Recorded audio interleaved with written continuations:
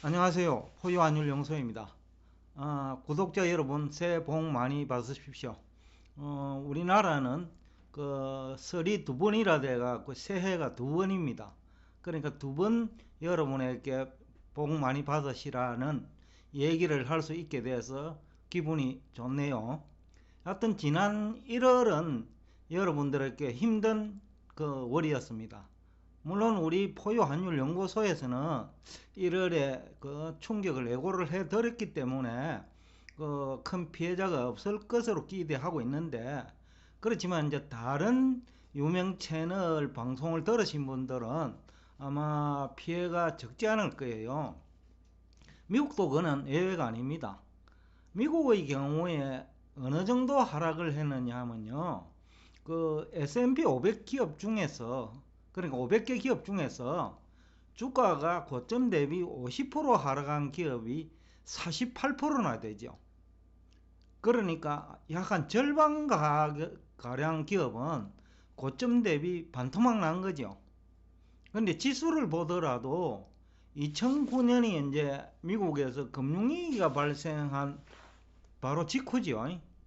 그때 8.9% 하락했는데 1월 한 달 동안에, 금년 1월에는 10% 이상 하락했거든요.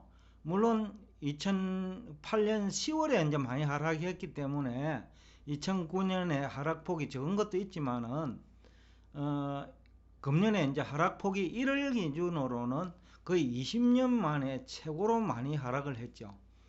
그러다 보니까 이제 새로 주식을 투자한 분들, 그러니까 흔히들 주린이들 경우에는 그 충격이 굉장히 컸을 거예요. 이거는 미국도 마찬가지고 한국도 마찬가지인데, 한국도 미국처럼 그 그냥 성장주 있잖아요.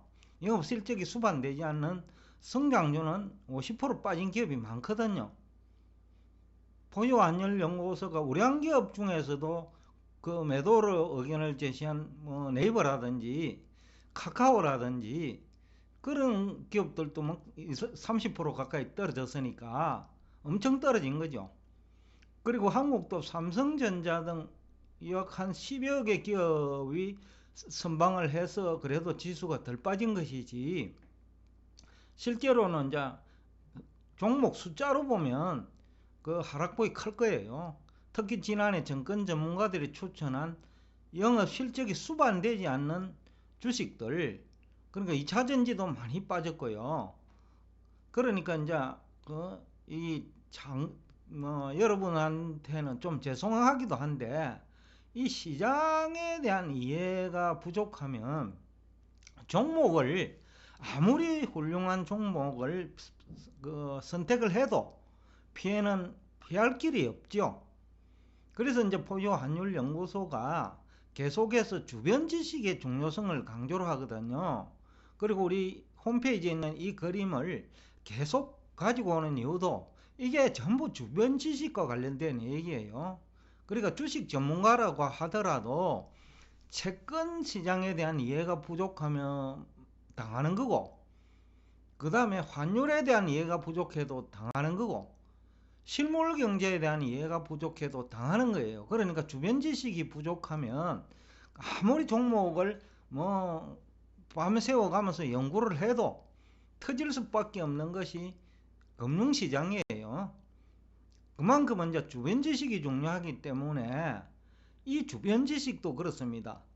각 분야의 전문가들은 다 있잖아요. 그렇죠? 주식 전문가, 실물 경제 전문가, 환율 전문가, 금리 전문가, 원자재 시장 전문가 다 있는데, 그런데 각자가 얘기를 하면 그 각자도 그 종합적인 능력이 없어요.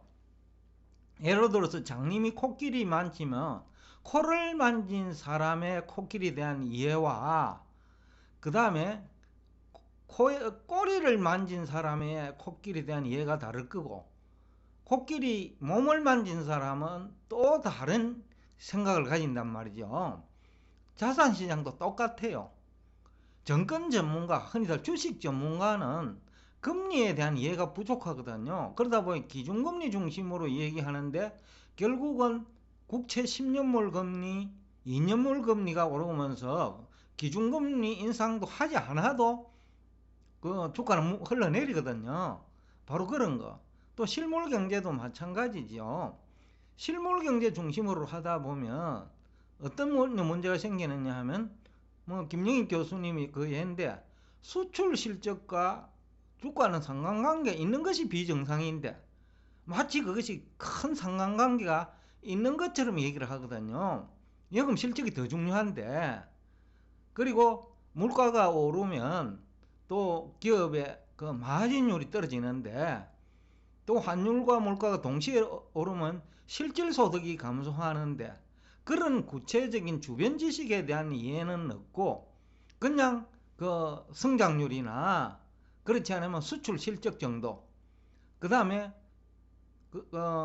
중국과 미국 GDP를 동일한 개념으로 보거나 미국과 중국의 무역수지 흑자를 동일한 개념으로 보면 어떻게 보면 그 한 분야도 코끼리 그 장님 코끼리 만지식이 되어버린다는 거. 자기가 맡고 있는 분야까지도 장님 코끼리 만지식이 되어버리거든요.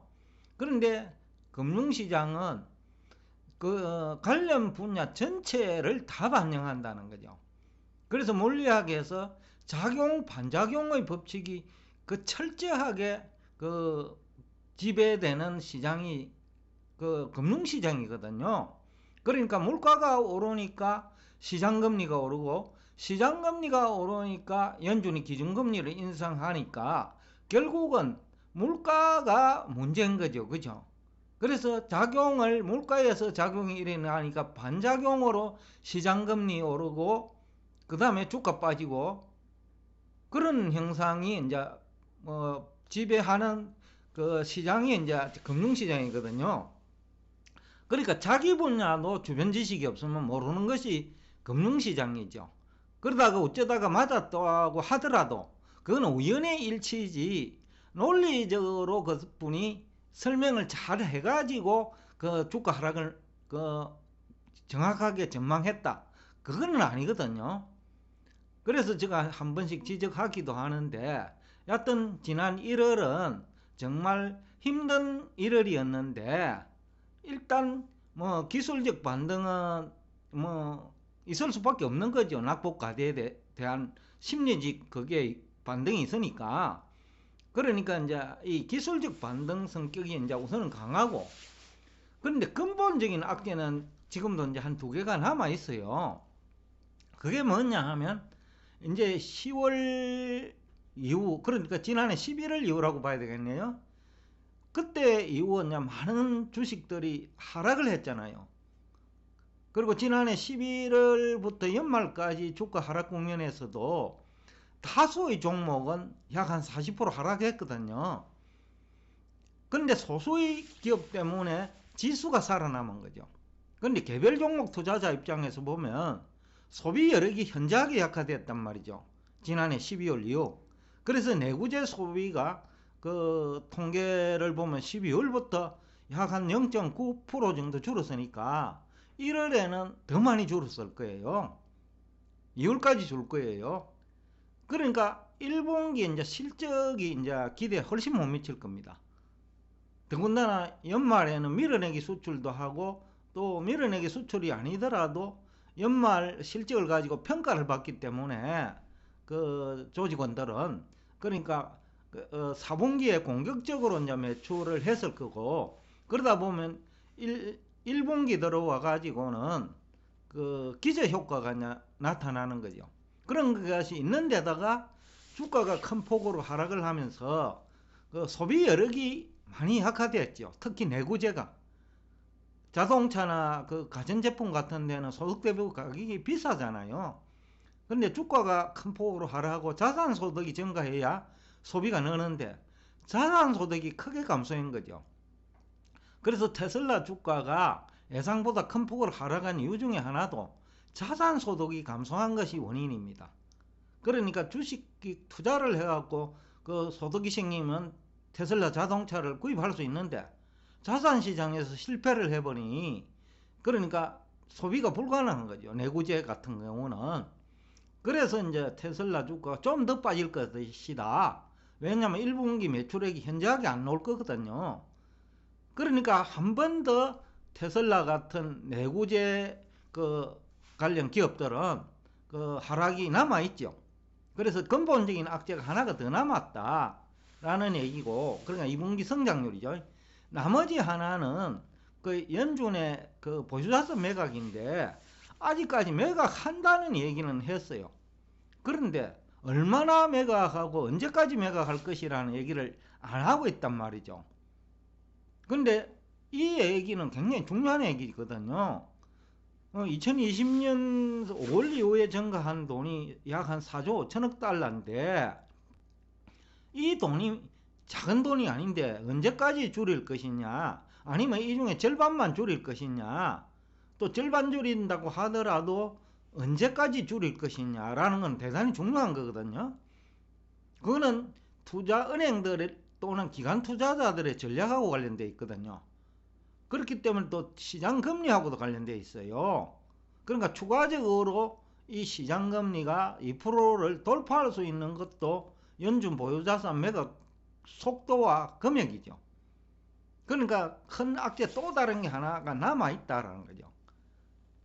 그리고 또 하나는 기술적 반등을 하면 또 거품 논쟁이 생기거든요. 영업실적은 1분기와 2분기에 좀 기대 못 미칠 건데, 그런데 주가만 반등을 해버리면 또 거품 논쟁이 생기는 거죠. 그러면 헤지펀드들은 또다시 또 공매도를 하겠죠. 그러면 이제 2차 조정이 이제 일어날 수밖에 없다.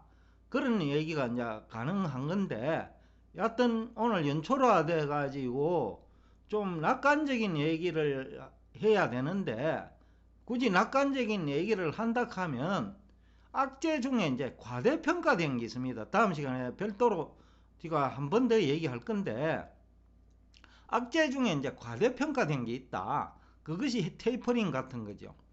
그 다음에 기준금리도 한 4분 정도 인상하는 거는 그렇게 문제가 되지 않아요. 0.25%씩 4번 해봐야 1년에 1.0% 올라가는 시장금리 범위 내란 말이죠. 그러니까 그거는 문제될 것이 없다. 그런 얘기가 이제 가능하기 때문에, 그러니까 과장된 악재는 흡수가 되었다고 봐야 됩니다. 그런데 근본적인 악재는 아직 흡수가 안 된 거로 봐야 되기 때문에 이 근본적인 악재가 중요한 거거든요. 그 다음에 중국 경제 불확실성도 이제 시간이 가면 원래 상반기까지는 계속 나빠졌으면 나빠졌지 좋아질 것은 없다. 그런 이제 악재가 시간을 두고 노출될 것이기 때문에 상반기 중에 한 번 더, 아니면 1분기 중에 한 번 더 상바닥을 만들 거다 라는 얘기가 가능합니다. 여하튼 오늘 가능한 우리나라 개념으로 하면 이제 1월 1일인데 음력으로 1월 1일 날 이 얘기를 하게 됐는데, 여하튼 긍정적인 신호도 있기는 있습니다. 있는데 아직까지는 긍정적인 신호보다는 근본적인 악재가 남아있다 라는 얘기를 하면서 기술적 반등을 그냥 즐기지 말고 조심하면서 또 매도 타임도 한번 조율하는 그런 관련 정보가 되기를 기대하면서 오늘 여러분과 대화를 여기서 끝내겠습니다. 오늘도 끝까지 경청해 주셔서 대단히 감사합니다.